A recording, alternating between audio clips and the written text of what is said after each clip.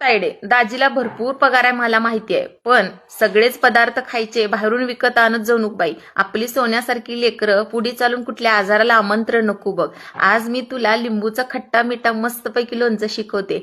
म्हणजे काय माहितीये का, लेकरं सुद्धा ही चपाती सोबत मस्त लावून लावून खातील बघ. कुठलं जाम सॉस सुद्धा मागणार नाहीत.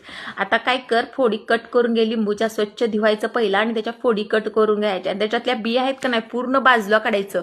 एक सुद्धा बी त्याच्यामध्ये जाऊ द्यायचं नाही. त्याच्यानंतर काय करायचं, वाटण वाटून घ्यायचं. जो रस निघाले तो सुद्धा त्याच्यात टाकायचा.